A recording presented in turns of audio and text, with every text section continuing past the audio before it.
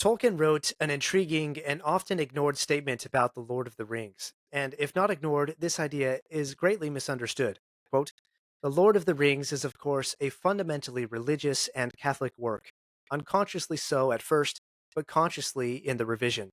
That is why I have not put in, or have cut out, practically all references to anything like religion, to cults or practices in the imaginary world, for the religious element is absorbed into the story and the symbolism."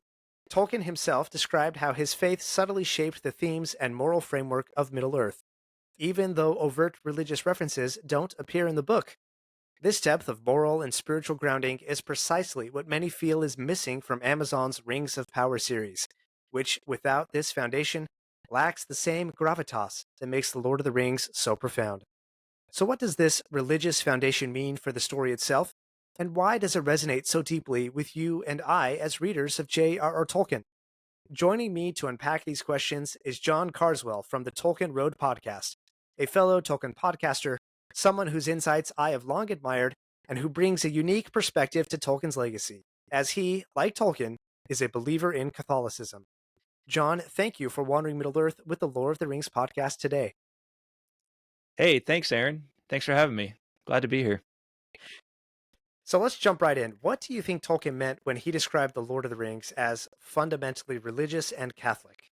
That is a that is a very loaded question, and something I've thought about very much over the years of doing Tolkien podcasting.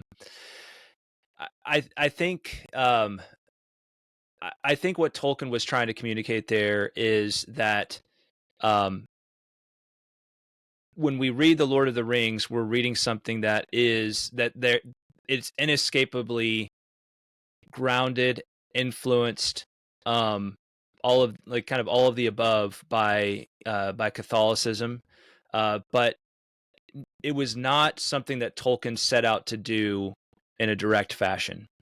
What really happened is, I think, what happens with most great art. What when an artist puts their heart and their soul into creating something beautiful and wonderful, um, of any artistic variety, it's inevitable that the things that are most important to them are going to come out in that work. Um, I think it's helpful sometimes to contrast Tolkien's good friend C.S. Lewis and The Lion, the Witch, and the Wardrobe, from his Chronicles of Narnia, with Lord of the Rings here. Uh, Lion, the Witch, and the Wardrobe, for those who aren't aware, many probably are, but for those who aren't aware, it kind of is almost, some would quibble with this, but it's almost allegorical in how it presents certain aspects of the gospel. Aslan, this great and powerful lion, is Hmm. self-sacrifices in order to redeem this character Edmund, right? Um, and that's supposed to be like very strongly like draw your attention to the gospel story, right? Christ crucified for the sake of sinners. Um, Hmm. but in the case of Lord of the Rings, it's not so on the nose, right? It's not so like, hey, this is what I'm doing right here. And I think that was very intentional on Tolkien's part. So when he says conscious, the kind of conscious and unconscious distinction, um, uh, I think what he's saying is, I didn't know I was doing this when I first started writing this story, but as I went back in the inevitable process of editing, really piecing it together, taking all the different parts and putting them together into this finished thing, I I discovered that really this came out like this is in there. It's all kind of packed in there. And I will say that for me, as I've gone and read other parts of the Legendarium, um, beyond Lord of the Rings, the Silmarillion, the History of Middle Earth series, even non-Middle Earth writings of Tolkien, you really start to understand what he means in all of that. So I hope Yeah, I that love helped. that you say that. Yeah, Yeah, absolutely. I love that you say that. I love how he feels like he's sort of discovering this. I mean, as you say, he put his heart, his soul, his all of this effort into his life's work, and inevitably some of that belief system and faith is going to be built into that. But it's not allegory, right? I've been reading the letters of right. J.R.R. Hmm. Tolkien, and as he insists, like almost every other letter, this is not an allegory for anything, not for World War II, not for the Christian story, not for anything. It's just a story, right? Hmm. And the symbolism, and I love how I quoted before how he says that it's absorbed into the story and the symbolism, and he kind of discovered it as he go as he kind of discovered that as he went. So what elements of the Lord of the Rings do you think absorb this sort of religious or Catholic uh, foundation?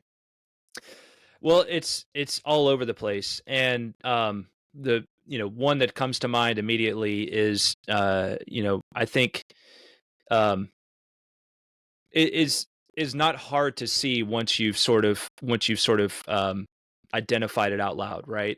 And that would simply be the idea that Frodo is given this mission to carry this ring, right? Which really carries this strong resonance or whatever you want to term it as being the ultimate thing of evil, right? It's this kind of ultimate power that if it gets back into the wrong hands, it could cause great amounts of evil within Middle Earth. And here he is, this humble figure who is given this task, somehow chosen for this task, not to do some kind of direct combat, if you will, but to go um, really in disguise right into the very heart of darkness, right into the very jaws of death, right into the very jaws of evil, and to deliver evil itself back to where it came from, right to the ultimate death blow of destruction. um, when you understand that, and you can kind of draw out the parallels from the gospel, Christ coming into the world, God becoming man, um, humbling, becoming humble, almost taking on disguise, right, in order to carry out this mission, right? Not to go and become this great king to conquer all of the nations with the sword because I am the most powerful one, but to really empty himself and to go right into death itself, um, and to conquer sin and death through his own self-sacrifice. Um, so when you understand that as being this pattern that's contained within the Lord of the Rings, I think it starts to come into focus, just what Tolkien meant. So that's kind of a larger example. One of my, I will say, one of my there's all kinds of little like little details too. One that I was refamiliarizing myself with right before I jumped on here with you is when Frodo is with Faramir, and they sit down to eat, and there is this Mm. passage where it speaks where I'll just go ahead and read it for you, right? Um, Yeah, please. and it says, Faramir says to Frodo, "Is it the custom in your land to wash the head before supper?" said the man who waited on the hobbits. I'm sorry, that's another one of Faramir's men. No, before breakfast," said Sam. "But if you're short of sleep, cold water on the neck's like rain on a wilted lettuce. There, now I can keep awake long enough to eat a bit." They were led then to seats beside Faramir, barrels covered with pelts and high enough above the benches of the men for their convenience. Before they ate, Faramir and all his men turned and faced west in a moment of silence. Faramir signed to Frodo and Sam that they should do likewise. "So we always do," he said as they sat down. "We look towards Numenor that was, and beyond to Elvenhome that is, and to that which is beyond Elvenhome and will ever be. Have you no such custom at meat?" Um, so right there we have just this little, and I don't think I noticed this until just a few years ago, like this like tiny little detail, because it's such a like easy thing to gloss over. But Hmm. Faramir and his men here they're praying, they're saying a word of grace before they sit down to eat. And where do they look? And this is what's really interesting to me. They look towards to the west, towards Numenor that was, right? And they're all descendants of Numenor, many thousands of years beyond, but descendants of Numenor, and beyond to Elvenhome that was. And so this would be really the Blessed Realm, right? And even further Hmm. west than Numenor, and to that which is beyond Elvenhome and will ever be. And so that is this like mysterious idea of like, well, what's beyond Elvenhome and will ever be? Because even the the elves and the high high mortal men of Middle Earth, they know in some sense that there is supposed to be an end to this world, right? There is an end in some distant future time to this world. And so what is this place beyond Elvenhome that will ever be, right? It's little details like this that tell you like there really was something more going on here.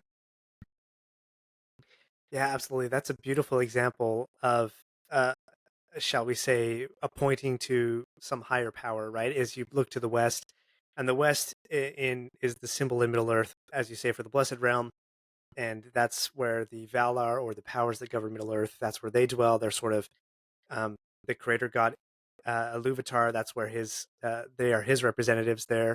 Hmm. That's a beautiful thing that Faramir and his men continue to have that tradition. It's almost as if they know that there's higher powers beyond them, and they Hmm. still have that reverence for them, even if the structure of Gondor is not quite what Numenor was in the Second Age, with its special relationship with Iluvatar. Yeah, absolutely. It's like, and of course, this is taking place 3,000 years after the fall of Numenor, and still, these descendants of Numenor have this strong sense of this tradition. They remember Mhm. Numenor as a distant memory, but and really that may be a good segue, and I don't mean to jump ahead of your schedule necessarily, but I Go think ahead. Go ahead. it's important to highlight Numenor there, um, because um, Numenor, I think, when you start to understand all of the things that Tolkien wrote about Numenor, you start to understand really a big part of that religious element, right, coming into it. Mhm. While it is true that there isn't any like sort of religious cult or religious practice that is similar to most of the religions that we think of, and in the modern world, or in our world as it is, we're accustomed to thinking of like religion as involving um, great churches or temples, or this kind of thing with exquisite, or very detailed religious rites and that kind of thing. Mhm. But for the Numenorians, they did have a religion, and for all intents and purposes, it seems to have been something that was revealed to them, right? That it was kind of given to them, not something they came up with on their own. Um, and so when we get into the story of Numenor, we learn that when they arrived at the end of or at the beginning of the Second Age, at this island shaped like a star that was halfway between the Blessed Realm, the land of immortality, and Middle Earth. They arrive at this island shaped like a star, and what is in the center of this island but this mountain, right? And at the top of this mountain, they develop this. It's almost as if it's again instructed that they are going to do this, but there's this mountain with a kind of paved, I can't remember if it was paved or a stairway, but it's basically a mountain that's not like most of the mountains that we try to climb in this world, where it's like this arduous journey, but Mhm. it's like it's relatively Touristy easy to sign. ascend this mountain. Yeah. Yeah. Mhm. And they get to the top of this mountain, and 3 times a year, it's a place of complete silence, and 3 times a year they're supposed to the king of Numenor is supposed to offer these prayers, to Eru, right, the one. And this is really, really interesting, when you know kind of start to piece a lot of different aspects of the lore together. um, for one, the elves had a very close relationship with the Valar, of course. And so, I can pause here, Aaron, and and help your audience out if we need to. I know I'm starting to throw out some of the 50-cent terms when it Oh, yeah, comes to yeah, these no, things. no, no, you're good. So just a quick Yeah. reference. The Valar are the powers that govern Middle Earth. They live in the far, far west, and we've covered that extensively on this podcast. I know John has on his as well. So if you need more info on the Valar, reach out to us, and we'll send you a few links. But yeah, the Valar are there, and they are essentially demigods, we might say, under the one creator god, the supreme god, Eru Iluvatar. We've thrown out both Mhm. names. Eru and Iluvatar are both names of the one creator god. So Okay, yeah, there you fantastic. go. Keep going. You've done a great job of educating your audience. So fantastic. I just didn't want to run too far ahead and leave anybody kind of like, what is this Valar area, all this stuff. So, well, Yeah, fantastic. you're good. Keep going. So Eru, so we have this mountain called the Minaltarma in the middle of Numenor, and throughout their history, this is the place that the king of Numenor is supposed to lead the people in this prayer 3 times a year, right? And Hmm. during this prayer, there will be three eagles, right? That are kind of circling above, almost as if they're overseeing, or perhaps they're carrying. They're like carrying these prayers, or something of that nature. They're servants of Manwë, right? The Hmm. not the creator god, but the greatest of the Valar, kind of the high king of the Valar, the high king of Middle Earth, but under Eru, right? Under the uncreated creator god. Um, but it really appears that Numenor is almost the people of Numenor are almost chosen not simply to have this land that is halfway between Middle Earth and the Blessed Realm, just kind of barely on the edge of the immortal lands, almost as if they're being teased by it. But it's like they're actually supposed to be drawn to this higher calling, beyond even what the elves were drawn to, right? That in a way they are drawn into a relationship directly with Eru Iluvatar, for the first time in the history of Middle Earth. Um, and when you start to kind of understand that background, little details like Faramir's prayer that we talked about earlier become, far more significant. Hmm. Um, w- Go ahead. I can continue, but but if you Well, I don't want to break up your train of thought, but I think at one point you want to mention that the calling or relationship of the men of Numenor was almost to be emissaries or missionaries Mhm. of Eru Iluvatar to the, shall we say, lower men of Middle Earth who did not have that same blessing and responsibility given to them. Talk a little bit about that sort of relationship and responsibility. Yeah, for sure. So there are details within the various writings on Numenor that indicate that the men who were brought to Numenor, which is again this like the closest thing to an earthly paradise that you can kind of imagine, right? Now, again, the Blessed Realm is terrestrial in this time, like it does exist within the world. So that's like the immortal lands, but Numenor is like supposed to be the closest that a mortal, right, can really get to that sort of Hmm. blessedness within this world. Okay.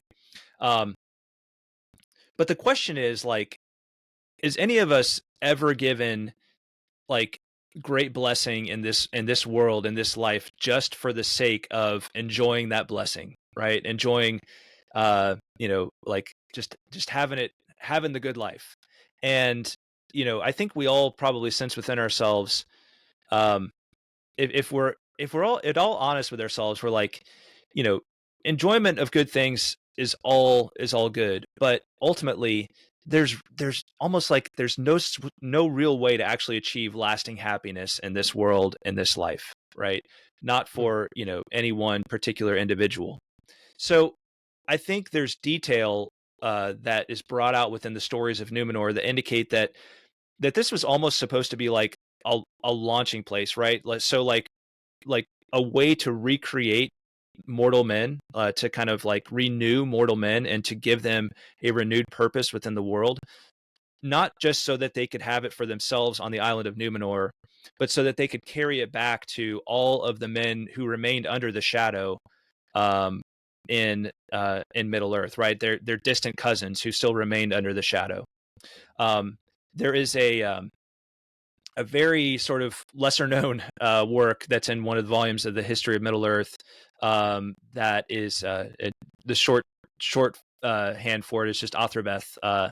It's the full title is Athrabeth Finrod Andreth, which basically means the dialogue between Finrod and Andreth. And so Finrod, not sure if you've covered that on your podcast before, Aaron, but Finrod, as I'm sure you know, was he's actually the brother of Galadriel, and Hmm. a figure that is a very sort of heroic, beautiful souled figure, elvish figure in the first age.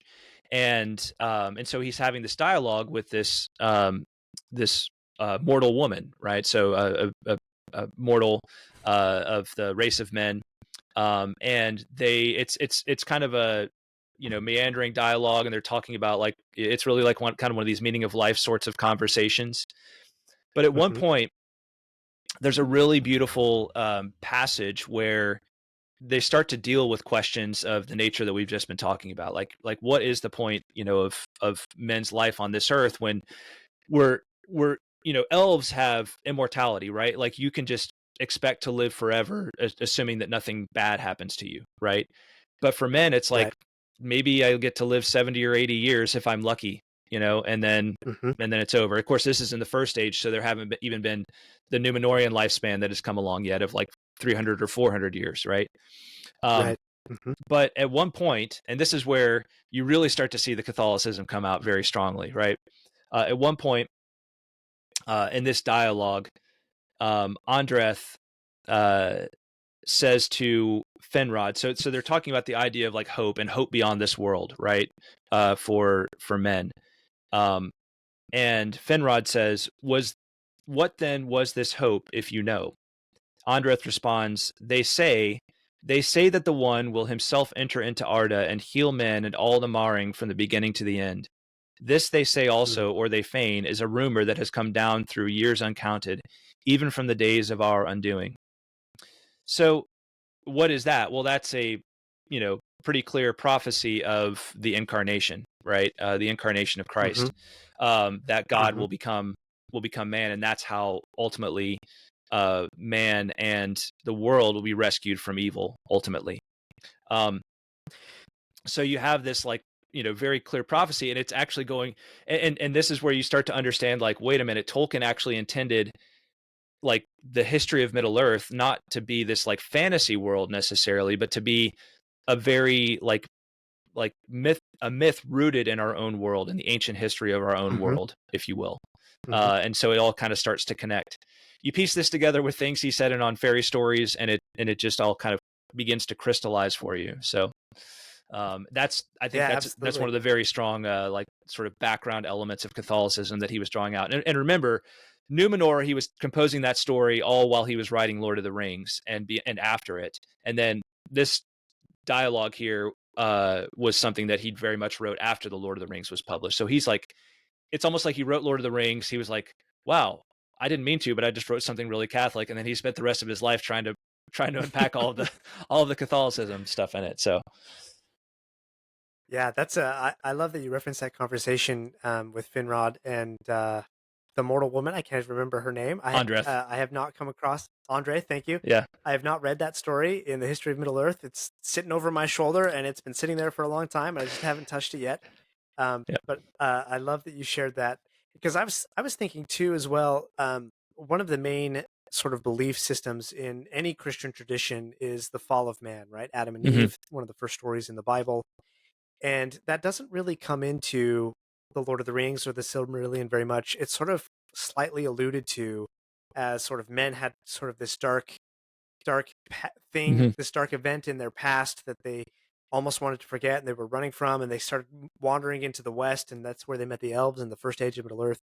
And it doesn't really come there. And so as you were describing Numenor and sort of that responsibility to sort of recreate or be a launching point for man, I was thinking, well, was that Iluvatar's first attempt to more or less, shall we say, redeem men from the fall? And then it's like, well, that didn't work. Clearly, now I need to become incarnate myself and enter into the world and redeem man with my own interventions. Um, I don't know yeah. what you make of that. Yeah, I mean, it's a great question. I will say on the subject of the fall of man, in the same chapter of, and it's actually volume 10 of the History of Middle Earth, Morgoth's Ring. Um, in that same chapter later on, it's actually there's a few writings that Tolkien was notorious for writing these magnificent things that he never finished. But Hmm.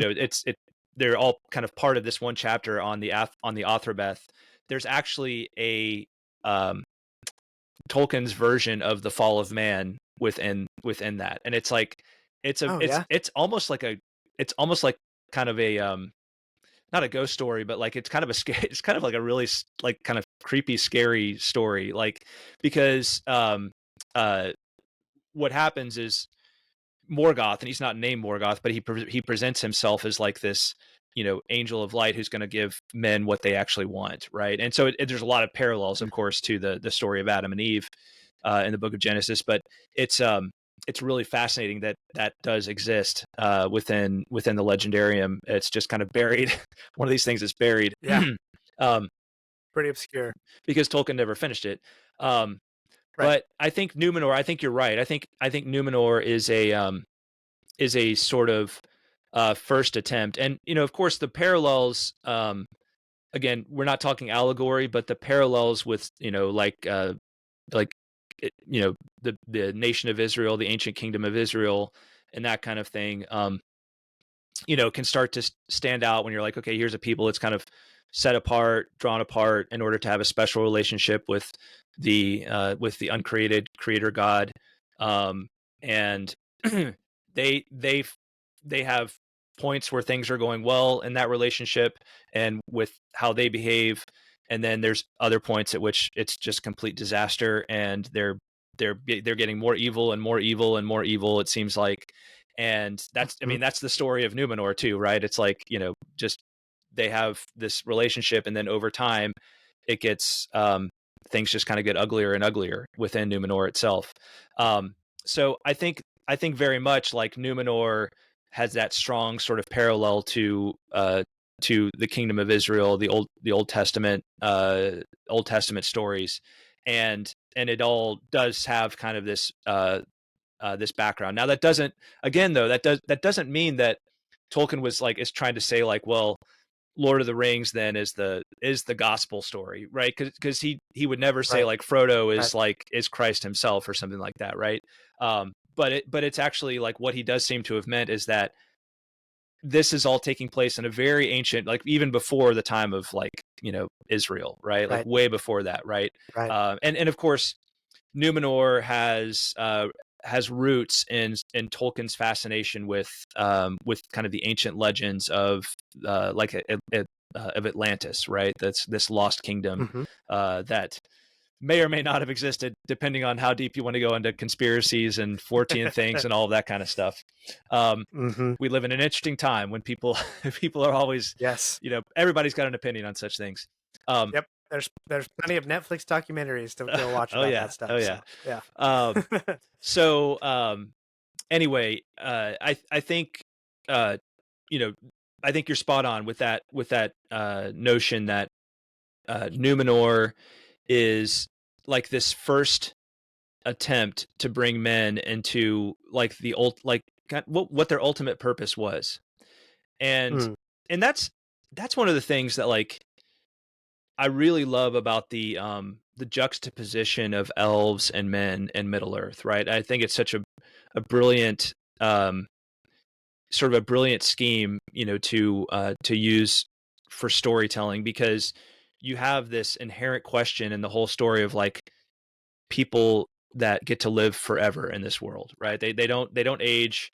Well, they do actually age, but it's like in accordance with the age of the world. So, so it's Hmm. like, but Hmm. but their lifespan is the lifespan of Arda itself, of the world itself, and that's elves, right? They're immortal as long as Arda exists.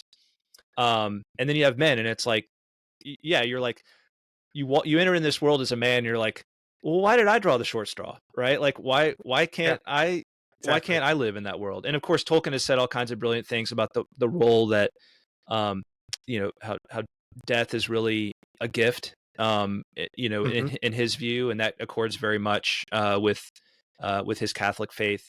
But of course, it's only a gift insofar as one has the resurrection hope, right? And of course Yes. that's all very uh, rooted in Catholicism and Christianity as well. So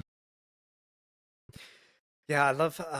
There's so much to unpack and react to there. And you just brought up the idea of the resurrection, and I'm reminded of this line from On Fairy Stories, which was a speech that Tolkien gave, and later was printed as an essay. And sort of he outlined the principles of what makes a really good story.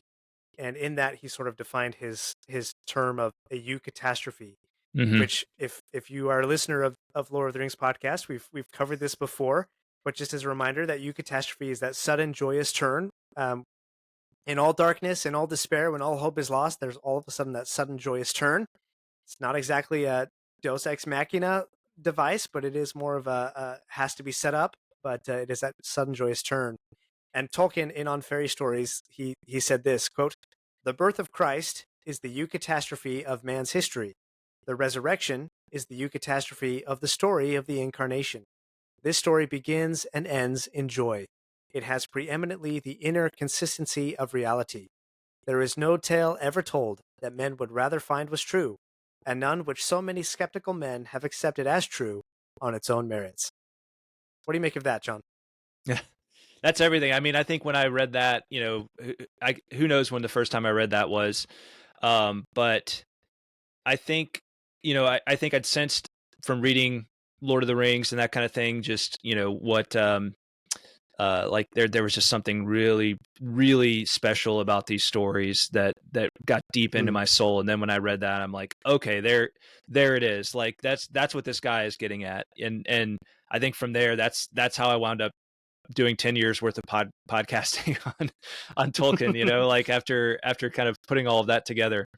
Um, uh, yeah, I think that, of course, he wrote that in the late 30s, just as he was beginning to just during this time period when he was beginning to uh, come up with the story of Numenor as a separate thing. And then he was beginning to write the New Hobbit, right, which eventually became Lord of the Rings after over a decade of Mhm. work. Um, but that was at the inception of both of those things that he kind of made that observation. Uh, you know, uh, kind of came up with those ideas, and he's kind of like writing this literary manifesto, right, about what he really views as the key to like great fantasy literature. And so it's interesting that that happens at the very beginning of his this long journey that happened to coincide with World War II, right? This great cataclysm of the middle of the 20th Mhm. century, along with writing this, the composing the Legend of Numenor and writing Lord of the Rings. And of course, Numenor was eventually folded into the legendarium of Middle Earth. Um, but yeah, I think, again, like the unconscious, he's writing Lord of the Rings unconsciously, and then he like gets to the, close to the end, and he's like, okay, maybe if a year or two away from publishing it, and he's like reading back on all the drafts, editing and everything, and he's like, well, I guess all the Catholicism is just in there, and now I want to spend the rest of my life like unpacking all of this. And and of course, there's so many other details. I'd be remiss if I didn't mention, of course, the March 25th thing, right? Which Mm. is just really one of the clearest indications, right, of what he meant, what he means by this whole, uh, you know, it's not intentional, but this is almost like it is kind of intentional though, right? Yeah, Because yeah. Dig into that a little bit. yeah, Yeah. so the March 25th thing, uh, March 25th is the day that the ring is destroyed, right? The day that uh, the won't go into all the details, but the ring is destroyed on March 25th. March Hmm. 25th happens to be the uh, happens to coincide with the Catholic feast of the Annunciation in terms of the calendar, which of course is the moment of the incarnation, right? That is when the incarnation occurred. So the Annunciation being the angel Gabriel appears to the Virgin Mary and greets her and announces that she will be the one to bear the Messiah, right? To bear Christ. And so, it's that moment when she says, when she gives her fiat, right? When she says, "Thy will be done," that uh, that that Christ becomes flesh, that the Son of God becomes flesh. So March 25th being that same date, the ring is destroyed on that date. Depending on which year you're in and the liturgical calendar, it can also be the date uh, of the crucifixion or the Hmm. resurrection, right? So there, it's Okay. possible that it would align with any of those dates as well. So you get it all packed right in there. So it's almost like Tolkien Mhm. was like, I'm going to make one thing really on the nose right here, right?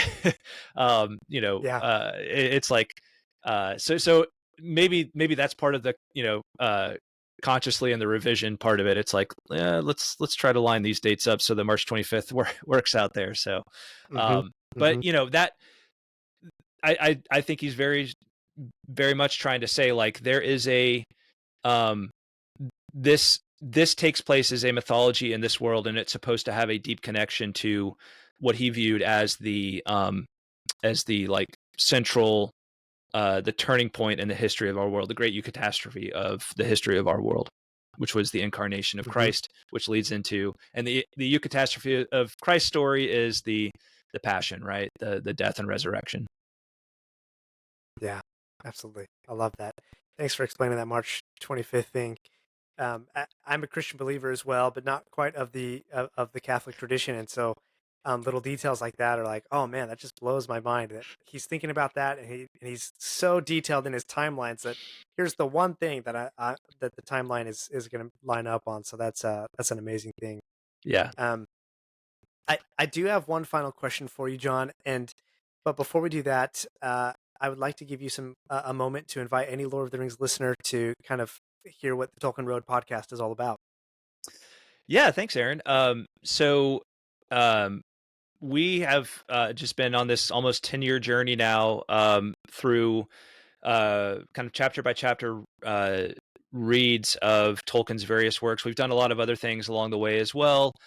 We started out way back a long time ago reading through the Silmarillion one chapter at a time. We've actually done that twice now. We read through Lord of the Rings, and at this point, we're on a very, very long, insane journey trying to do like um, the slowest possible read through the Lord of the Rings and actually make it through Hmm. in one Don't be life. hasty. Right? Do not be hasty. Um, we're a little bit on a kind of taking things super slow right now. Kind of been a little radio quiet for a little while as of late. Just a lot going on in life, but again, we're not on a the whole do not be hasty thing comes from Treebeard, of course, in the Lord of the Rings, right? Do not be hasty, right? Trying to use that as a mantra for the rest of our lives, but we just think we just we I say we, of course, along with my wife Greta. Um, we have a deep love for Tolkien, and just I'm of the persuasion I just kind of hang on every word he says, Hmm. and his words have meant so much for me in the course of my lifetime. Um, have really given me a lot of direction and clarity and purpose in dark times, and so we're just trying to take our time going through all of it because it's Lord of the Rings is just one of those books where it's like all of the little details add up and they matter and they're worth exploring. So that's where we are right now on the journey. And we'll probably take some time along the way to dive into some of the other works. We haven't actually done our read through Atherbeth, the previously mentioned Atherbeth yet. But and then sometimes we'll take some time and discuss one of the letters or a passage from one of the letters. And then I've got a YouTube channel too, where from time to time I'll post kind of shorter form topical videos. Um, you know, I really love. I tell people all the time. I didn't get into Tolkien because I'm like a big fantasy fan. I got into Tolkien because of the more philosophical side of it. So I'm not really a Dungeons and Dragons guy. I am like Hmm. I just love Tolkien's way of looking at the world, and I can't get enough of it. So that's where I'm coming from with the Tolkien Road. And I have written a couple of books. I'm working on a third and a fourth one right now. Who knows when they'll be out? But I have a book on the story of Tolkien of Beren and Luthien, which is called Tolkien's Requiem. Very short read, kind of Yes. meant to be an easy way to get into the Silmarillion for those who are challenged by the front door start. And then another book on called Tolkien's Overture, which is about the music of the Ainur, the creation story of Middle Earth, and how Mm. music is almost like the fabric of Middle Earth itself, and it kind of uses that story to explain how that is. Oh yeah. Wow, that's several podcast episodes content worth just in that little idea right there. Yes, thank you, John. And as I said, I've been a longtime listener of your podcast. I love the depth and the shall we say the reverence that you bring to Tolkien's works. And Greta as well. It's just brings really piercing insights as almost I don't know what the right word is, but almost just the beginner level. Not she's not beginner, but she's able to really just ask those questions that are so like so good for everybody that they need to hear. And so you two play off each other really well. Yeah, yeah, it's been a lot of fun. It's been a great journey. It's crazy to think we've been at it for almost 10 years, and our kids have. It's like when we first started doing it, our kids were a lot younger, so it was easier to carve out the Hmm. time, to do Hmm. it. But now they're older, and somehow I thought when they were 10 years ago, when they were a lot younger, I thought, well, we'll have a lot more time when they're older, and it's like actually no, you have more. You need to devote more time to them at that point. So, Right. but Right. anyway, it's been a great journey, and you're right. Um, Greta is nowhere near the Tolkien nerd that I am, but that's what makes it fun. Is she does love Tolkien, and she can bring great questions to the table because she's not way down in the weeds with Hmm. so much of it like Hmm. I am. Yeah. Yeah. That's awesome. So let's wrap this up here, and I don't know quite how to articulate this question, and maybe it'll come to me.